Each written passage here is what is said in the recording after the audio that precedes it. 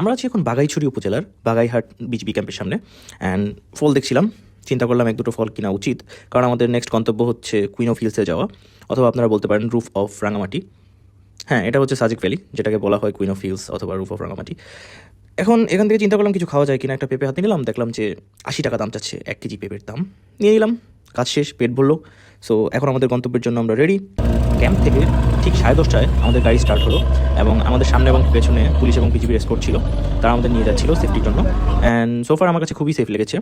And আমাদের totally টিমে ছিল 9 জন, এবং 9 জন আমরা যখন যাই আশেপাশের পাহাড়গুলো দেখে খুবই ভালো লাগছিল, কারণ এটা আমাদের ফার্স্ট টাইম এক্সপিরিয়েন্স। অ্যান্ড রাস্তাগুলো বলতে গেলে খুবই ন্যারো ছিল এবং আমার জন্য খুবই ডেঞ্জারাস ছিল, বাট স্টিল ভিডিও করার জন্য আমি ছাদের সাইডে এসে পড়লাম, এক হাত দিয়ে ফোন নিয়ে আর এক হাতে গাড়ি ধরে তারপর ভিডিও করছিলাম। আমি আপনাদের না করেই সাজেস্ট করবো, কারণ এটা খুবই রিস্কি একটা কাজ। মূলত আমরা সকাল 5টার সময় এই বাগাইছড়ি অথবা বাগাইহাটে পৌঁছেছিলাম।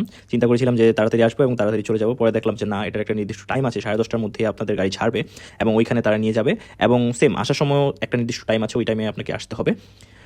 দেখতেই পাচ্ছেন যে পাহাড়ের রাস্তাগুলো কীরকম। সো আমরা একটা মিডল একটা পয়েন্টে দাঁড়ালাম, সবাই পোজ দিচ্ছিল।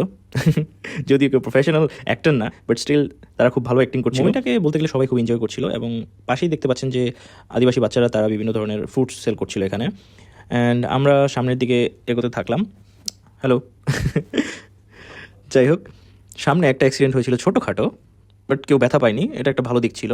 কিছুক্ষণ রেস্ট নেওয়ার পর আমাদের যাত্রা আবার শুরু হলো। ও বাই দ্য ওয়ে, বলে রাখি যে বাগাইহাট বা বাগাইহাট ক্যাম্প থেকে সাজেকের দূরত্ব 35 কিলোমিটার, খাগড়াছড়ি থেকে আগে 30 কিলোমিটার বা 32 কিলোমিটার, অ্যান্ড ওইখান থেকে এখানে 35 কিলোমিটার, মানে টোটালি আপনাকে 65 থেকে 67 কিলোমিটার পার হতে হবে। দেখতে দেখতে আমরা আমাদের রিসোর্টের খুব কাছে চলে আসলাম। বাই দ্য ওয়ে, রিসোর্টের নাম হচ্ছে মেঘপাহাড় রিসোর্ট, অ্যান্ড আমি এক্সপেক্ট করছিলাম এটা অনেক বড় হবে, বাট খুব একটা বড় ছিল না।